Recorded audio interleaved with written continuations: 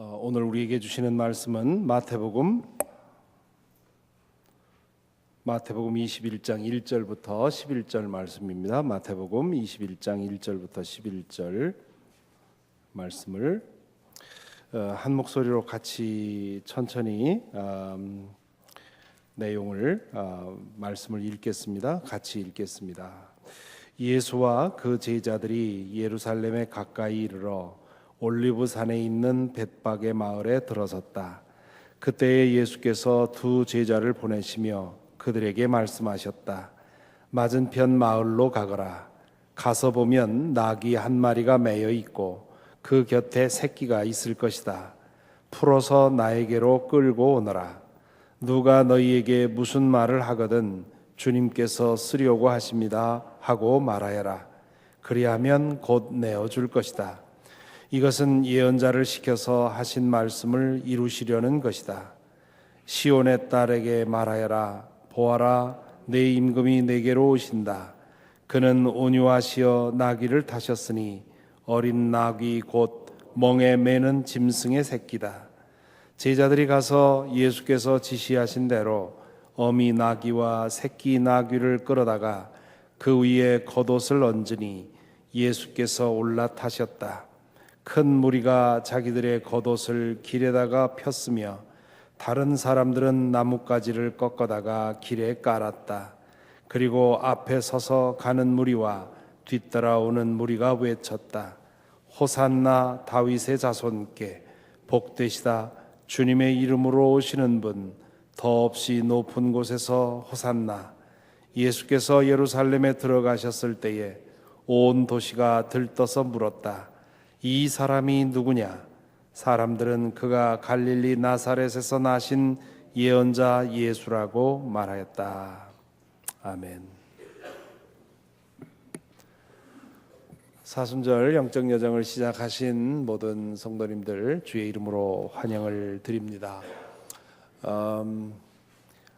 늘 그랬던 것처럼 이광숙 권사님과 몇몇 우리 여성교회 회원들이 매일 커피를 준비하고 또 도넛을 준비하고 그런 일을 하십니다.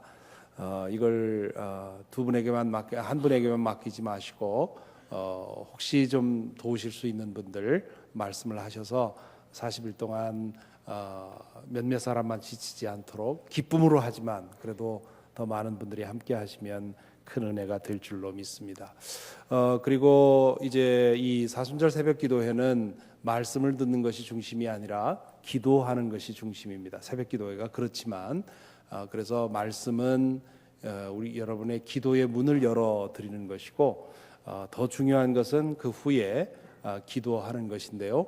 여러분 사정에 맞게 기도하시되 때때로 아침에 좀 여유가 있는 경우에는 때때로 평소보다 좀 더 길게 좀 더 깊이 기도하는 그런 시간도 좀 마련해 보시고요. 이렇게 많이 모이면 끝나고 나면 아무 소리 없이 그렇게 하게 되는데 옆에 분에게 크게 방해가 되지 않도록 소리를 내서 속삭이듯이 혹은 웅얼거리듯이 그렇게 기도했으면 좋겠고요. 또 때때로 이제 눈물 흘리고 우시는 분들도 계신데 너무 자제하지 마시고 함께 기도하시면서 여러분 마음이 동하는 대로 때로는 앞에 나와서 무릎 꿇고 기도하셔도 좋고요. 그렇게 기도가 중심인 그런 사순절이 되기를 바랍니다. 오늘은 제의 수요일, 이미 말씀드린 것처럼 제의 수요일입니다. 이스라엘 사람들은 하나님 앞에 회개할 때 제를 뒤집어 썼습니다. 여러분은 제를 뒤집어 써본 경험이 있는지요? 저는 그 이미지와 그 기분을 잘 알고 있습니다. 제 어릴 적에 시골집 창고 옆에는 잿간이 있었습니다. 정기적으로 아궁이를 청소해서 재를 모아 두었지요. 재라고 하는 건 아무 쓸모가 없는 것이긴 하지만 그러나 퇴비라든가 이런 여러 가지 일에 그런 나름대로 쓸모가 있어서 잿간을 따로 두고 재를 모아놨습니다. 어릴 적에 숨바꼭질을 할 때면 가끔 그곳에 들어가 숨곤 했습니다. 그곳에 들어가 숨기가 굉장히 어렵습니다. 숨쉬기도 어렵고요. 그리고 문을 닫고 있으면 잿더미 속에서 뭔가 나올 것 같고요. 그래서 웬만해선 거길 들어가지 않습니다. 그걸 역이용해서 가끔 거기에 숨었는데요. 술래는 다 찾아보고 더 이상 찾을 곳이 없으면 이제 잠깐 문을 열어봅니다. 그때 술래에게 잡히지 않으려고 몸을 피하다 보면 잿더미에 넘어지게 되지요. 죄를 뒤집어 쓰는 순간 인간의 모습은 사라져 버립니다. 그렇게 흉해 보일 수가 없습니다. 죄를 뒤집어 쓴 기분에 대해서도 그 적당한 말이 생각이 나지 않습니다. 그 이미지와 그 느낌을 생각하면 하나님 앞에 꿇어앉아 회개할 때 죄를 뒤집어 쓰는 것이 얼마나 적절한 것인지 알 수 없습니다. 회개할 때 죄를 뒤집어 쓰는 것은 저는 이토록 더러운 존재입니다 라고 인정하는 것이지요. 그것은 또한 저는 주님께서 저에게 주신 형상을 죄로 인해 잃어버렸습니다 라고 고백하는 것입니다. 그것은 또한 주님의 은혜 없이는 저는 이처럼 티끌과 같은 존재입니다 라고 인정하는 것이지요. 오늘 말씀이 끝나면 목회자들이 여러분의 이마에 혹은 손등에 재를 발라 드릴 것입니다. 여러분이 원하는 곳을 내놓으시면 될 텐데요. 세례가 원래는 물속에 완전히 잠기는 것이었는데 그것을 상징하는 하기 위해서 머리에 물을 바르지요. 그것처럼 회개하기 위해서 온 몸에 재를 뒤집어 써야 하는 것인데 그것을 상징하기 위해서 이마에 혹은 손등에 재를 발라 드릴 것입니다. 가능하면 오늘 하루만이라도 그 재를 그대로 바른 채로 사시기 바랍니다. 직장에서 누가 그게 뭡니까? 라고 물어보면 드러내지 말고 이렇게 그 자랑하는 듯이 말고 겸손하게 설명해 주십시오. 사실은 내가 예수 믿는 사람이었다고, 내가 믿는 예수님이 고난당하신 기간을 기념하는 사순절이 오늘 시작되는 날인데 내가 그동안 예수 믿는 사람답게 살지 못한 것 회개하기 위해서 이렇게 하는 거라고, 내가 당신에게 잘못한 것이 있다면 당신도 부디 용서해 달라고, 앞으로 잘하겠다고 그렇게 말씀하시기 바랍니다. 가정에서 혹은 직장에서, 특별히 직장에서 그리스도인으로서의 신분을 숨기고 사는 것이 편할 수 있습니다. 하지만 오늘은 그것을 드러내고 지내십시다. 그것도 일종의 회개일지 모릅니다.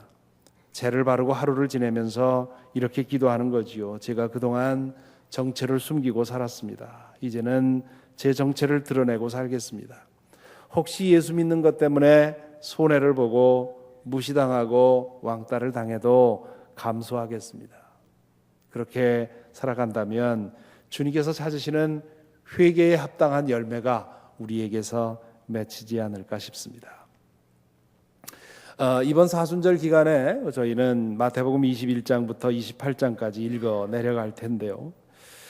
예수님은 공생의 전체를, 거의 전부를 갈릴리에서 지내셨지요. 갈릴리에서 모든 사역을 끝낸 후에 예루살렘으로 이동하시는데 한 주일도 못 되어 그곳에서 십자가에 달려 돌아가셨습니다. 예수께서 예루살렘에 머무르셨던 그 한 주간은 인류 역사상 가장 긴 한 주라고 할 수 있고요. 또한 가장 중요한 한 주라고 할 수 있습니다. 그 한 주간의 사건이 역사를 바꾸었기 때문이지요. 이제 이 40일 동안 하루에 하나씩 예루살렘에서 일어난 일들을 살펴보려고 합니다. 그것을 통해 우리가 믿는 복음이 무엇인지를 제대로 알게 되기를 기도합니다. 오늘 읽은 말씀은 예루살렘 성에 들어오시는 이야기입니다. 예루살렘은 깊은 계곡 위에 높이 솟은 분지 위에 세워진 도시입니다. 계곡 위에 거대한 성벽이 에워싸여 있고요. 그 성벽 중간중간에 문이 만들어져 있습니다. 그중 하나가 동편으로 만들어진 금문인데요. 유대인들은 메시아가 오실 때면 이 금문을 통해서 예루살렘에 임하실 것이라고 믿었습니다. 예수님은 기드론 계곡 맞은편에 벳바게라는 곳에 있다가 이 금문을 통해서 예루살렘으로 입성을 하시지요. 이 벳바게에 예수님이 계실 때 그곳에서 주님은 제자들을 맞은편 마을로 보내서 나귀와 그 새끼를 데려오라고 하십니다. 아마 이미 누군가에게 쓸 나귀를 준비해 두셨던 것 같습니다. 제자들은 예수님께서 지시하신 대로 맞은편 마을로 가서 나귀와 그 새끼를 끌고 오지요. 안장이 없는 것을 알고서는 자신들의 겉옷을 벗어서 그 위에 두어서 안장으로 만듭니다.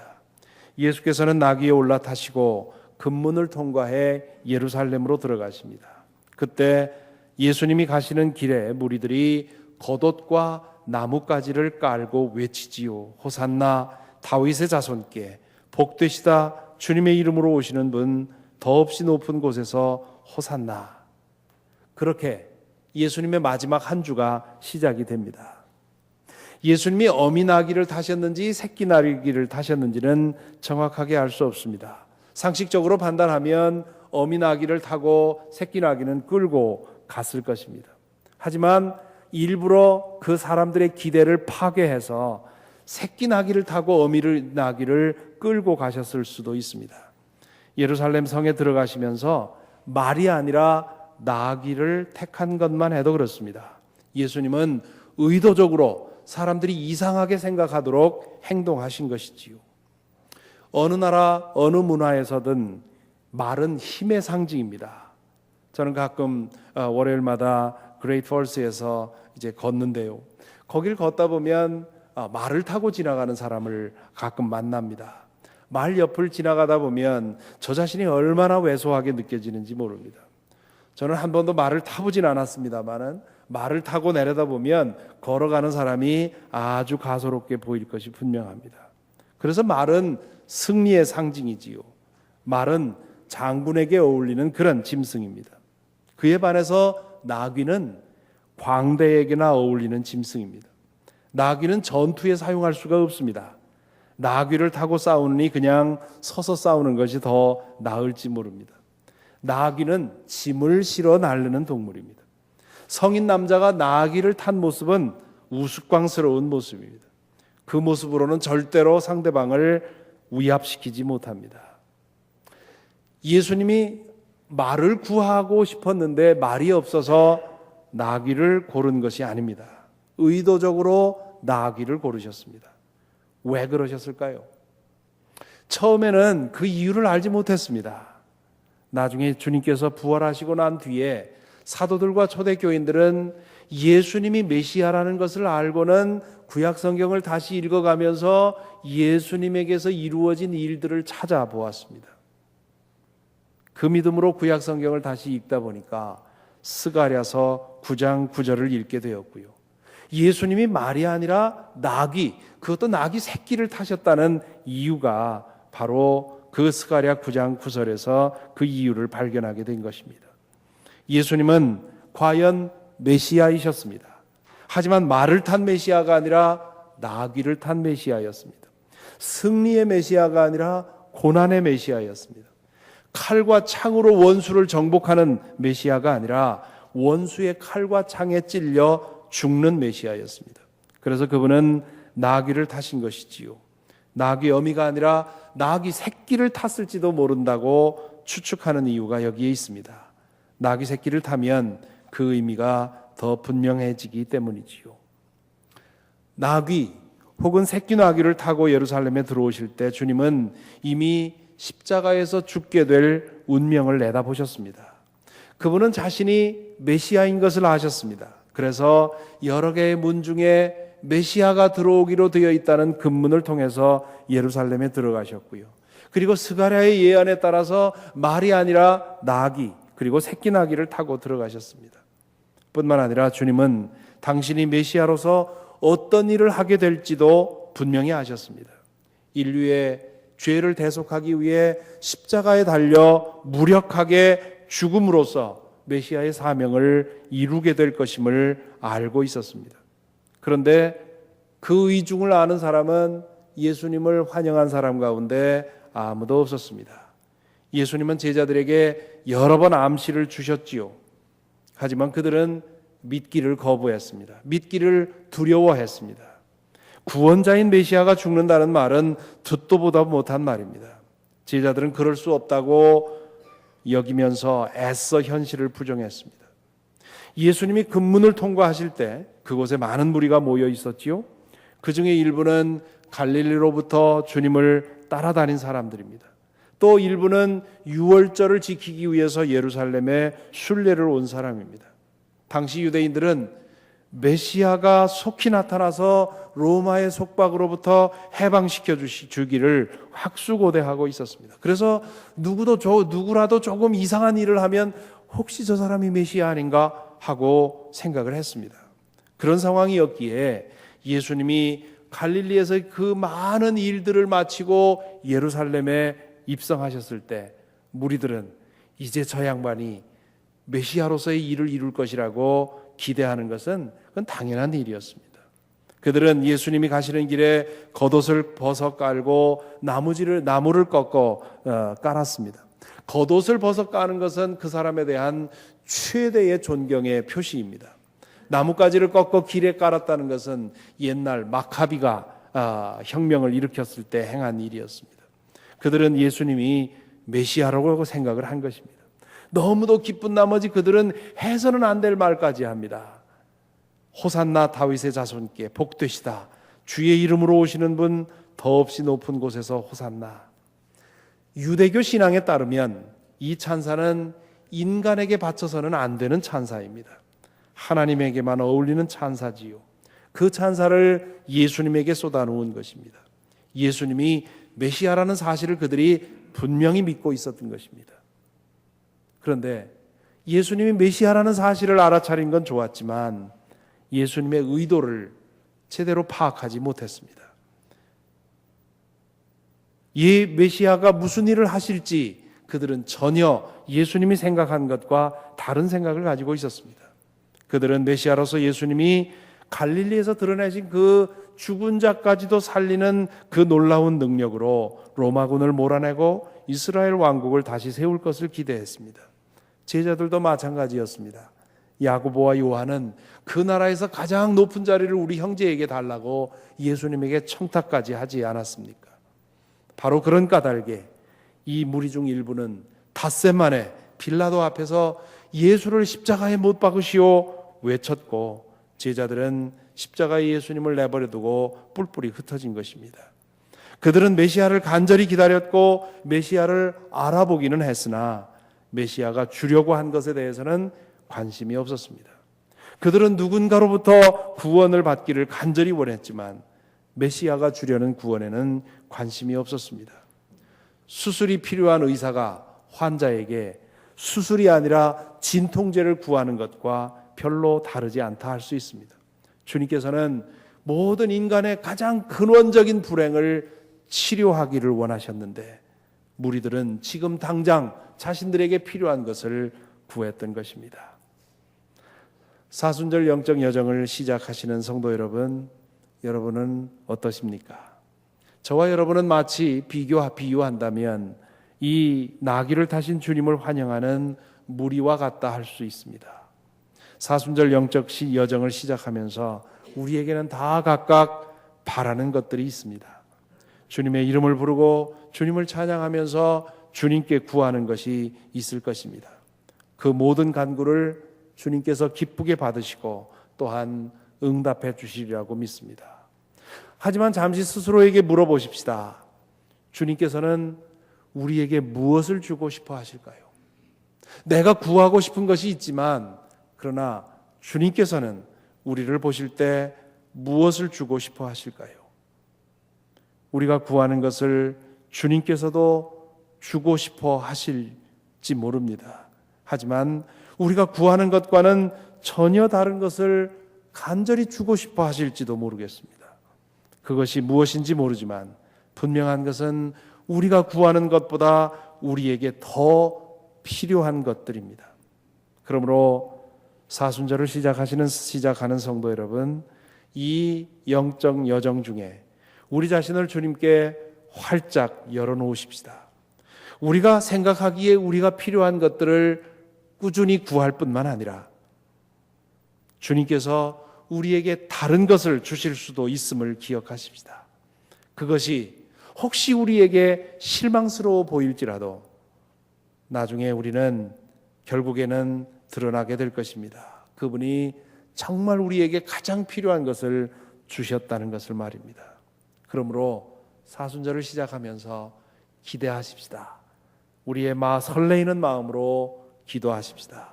주님께서 주시는 예기치 않은 은혜, 내가 구하지도 않은 그 은혜를 이 사순절을 통해서 우리에게 주시리라고 믿고 그렇게 구하시면 주님께서 우리가 생각지 않은 예기치 않은 은혜를 허락해 주실 줄로 믿습니다. 그 은혜가 저와 여러분에게 넘치게 되기를 바랍니다.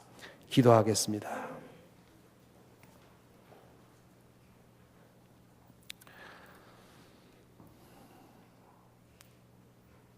이 시간 잠시 우리를 돌아보십시다. 이 40일 동안 여러분은 무슨 기도의 제목을 가지고 사순절을 시작하셨습니까? 아무 구하는 것이 없습니까? 그것도 좋은 것은 아닙니다. 아주 사소해 보이더라도, 하나님에게 부끄러워 보이더라도 주님께 간절히 구할 그런 기도의 제목 가지고 있는 것을 주님께서 기뻐하실 줄 믿습니다.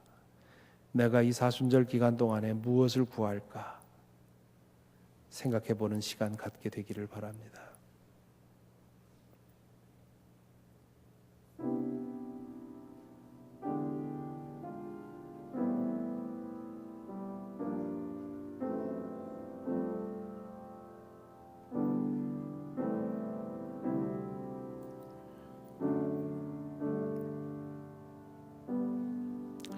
그것이 자녀의 문제일 수 있고요, 배우자의 문제일 수도 있고요, 경제적인 문제, 직장의 문제일 수도 있고, 신분의 문제일 수도 있고, 관계의 문제일 수도 있습니다. 또한 신앙의 문제일 수도 있고요, 여러 가지 구체적인 문제, 주님 앞에 구하는 것 절대로 잘못이 아닙니다. 왜냐하면 주님은 우리의 모든 것을 다스리시는 분이므로, 주님 이것까지 다스려 주옵소서, 주님 이것까지 주님께 맡깁니다, 주님께서 다스려 주옵소서, 기도하는 것은 주님께서 기뻐하실 일입니다. 그러므로 오늘 이 시간 40일 동안 주님께 내어놓고 주님께서 다스려 주실 것을, 구할 것을 정리하시기 바랍니다.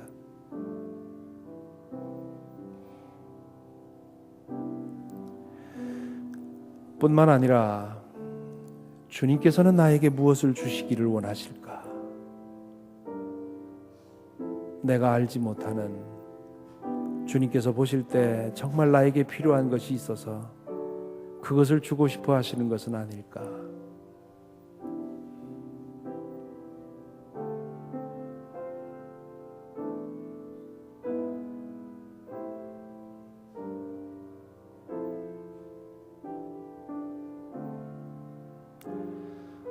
이 시간 우리를 소리를 내서 함께 기도하실 때 이 사순절 영적 여정을 통해서 주께서 우리에게 주기를 원하시는 그 은혜를 경험할 수 있도록 인도하여 주옵소서. 우리가 주님을 진실로 만나게 하시고 그 고난의 주님, 자신을 내어주시는 주님, 그 주님을 알게 하시고 따르게 하옵소서. 우리 함께 기도했으면 좋겠습니다. 이 시간 통성으로 기도하겠습니다.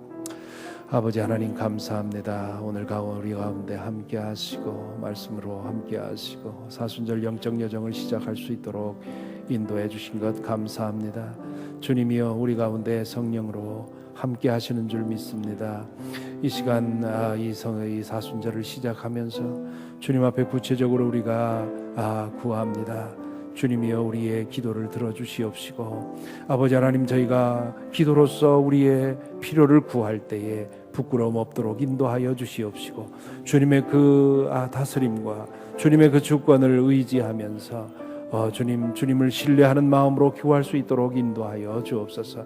주님이 기도의 자리가 주님 만나는 자리가 되게 하시고, 주님이 살아계시며 우리를 보호하시며 우리를 돌보신다는 사실을 경험하는, 체험하는 귀한 자리가 될 수 있도록 주님이여 인도하시고 붙들어 주시옵소서. 아버지 하나님, 그러나 무엇보다도 저희가 구하는 것은 우리의 소원이 이루어지는 것이 아니라 주님의 소원이 이루어지는 것입니다. 주님을 제대로 만나는 것입니다. 우리가 알지 못했던 주님을 바로 만나고 주님을 바로 믿고 살아가는 것입니다. 주님이여 인도하여 주옵소서. 저희들이 주님을 맞이했던 그 무리들처럼 기도하지 않게 인도하여 주시옵시고, 진실로 주님께서 우리에게 무엇을 주려고 하시고 주님께서 우리에게 무엇을 기대하시는지를 알고 따라가는 저희들 될 수 있도록 주님 인도하시고 붙들어 주시옵소서. 주님 붙들어 주옵소서. 사랑의 주님, 사순절 영적 여정을 시작하기 위해 새벽을 깨우게 하시고 모여 기도하게 하시고 찬송하게 하시고 말씀 듣게 하여 주시오니 감사를 드립니다. 저희들의 심정이 마치 예루살렘 그 근문에서 주님의 오심을 환영하며 환호하던 무리들과 같습니다. 저희들 각자에게도 그 무리들과 같이 간절한 소원이 있습니다. 간절한 기도가 있습니다. 주님, 그 기도를 물리치지 않으실 줄로 믿습니다. 주님 앞에 저희가 담대한 마음으로, 주님을 신뢰하는 마음으로 우리의 간절한 소원을 구하겠습니다. 주님 들어주시옵시고 주님의 그 자비하심 가운데 그 기도에 응답하여 주시옵소서. 그러나 주님, 저희가 더욱더 원하는 것은 이 사순절 영적 여정을 통해서 주님께서 우리에게 주고자 하시는 것을 얻는 것입니다. 주님, 저희를 붙들어 주셔서 주님 더 깊이 만나게 하시고 주님 더 바르게 알게 하여 주시옵시고, 그리하여 주님을 더 온전히 섬기는 저희들, 따르는 저희들 될 수 있도록 인도하여 주시옵소서. 우리 주 예수 그리스도 이름으로 기도하옵나이다. 아멘. 이제 제의식을 하겠습니다. 이 앞에 우리 목사님들 네 분이 함께 네 분이 서서 준비할 테니까요. 성찬 받으시는 것처럼 나오셔서 손등이나 혹은 이마나 사인을 주시면 발라드리겠고요. 그리고 다시 자리로 돌아가셔서 앉으셔서 오늘은 특별히 회개의 기도를 드리시면서, 또 기도하시는 중에 그 목회자의 기도가 필요하시면 앞으로 나오셔서 말씀을 해주시면 함께 기도하도록 하겠습니다. 반주를 해주시는 가운데 우리 함께, 여러분 자기 내 순서가 올 때까지 기도로 준비하시면 좋겠습니다.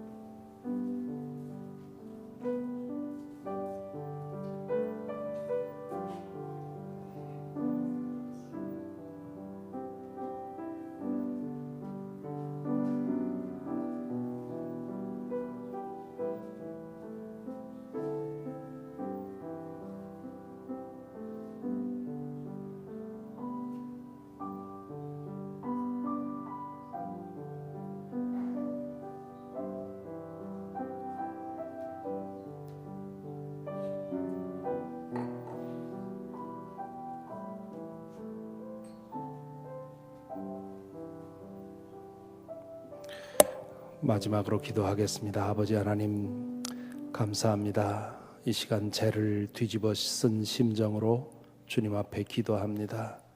주님이여, 저희의 부족함을 주님 앞에 고백합니다. 죄를 뒤집어 쓴 것처럼 저희가 더럽습니다. 저희의 마음과 영혼 주님 앞에 내놓을 수가 없습니다. 저희의 삶이 죄를 뒤집어 쓴 것처럼 형편이 없습니다. 주님, 주님의 은혜가 없이는 저희는 죄를 뒤집어 쓴 것처럼 그렇게 덧없는 존재가 되어버리고 맙니다. 주님이여, 저희를 붙들어 주시옵시고 이 시간 성령의 성령을 우리 각자의 마음에 부어 주셔서 진실로 통회하는 심정이 우리 스스로 뉘우치는 것에서 끝나지 아니하고 진실로 통회하는 심정이 우리 속에서 움직일 수 있도록 인도하여 주셔서 진정한 회개가 이루어지게 하시고 회개하는 심령에 주시는 주님의 은혜를 경험할 수 있도록 인도하여 주옵소서. 오 주님, 주님 역사하시고 우리의 마음을 탑취하시고 주의 성령의 은혜로 감싸 주시옵소서. 이 자리가 죄를 뒤집어 쓰고 앉아 회개하는 진정한 통회의 자리가 될 수 있도록 우리의 기도의 문을 열어 주옵소서. 회개의 심령을 허락하여 주시고 인도하여 주옵소서. 우리 주 예수 그리스도의 이름으로 기도하옵나이다. 아멘. 기도하시다가 평안히 돌아가시기 바랍니다.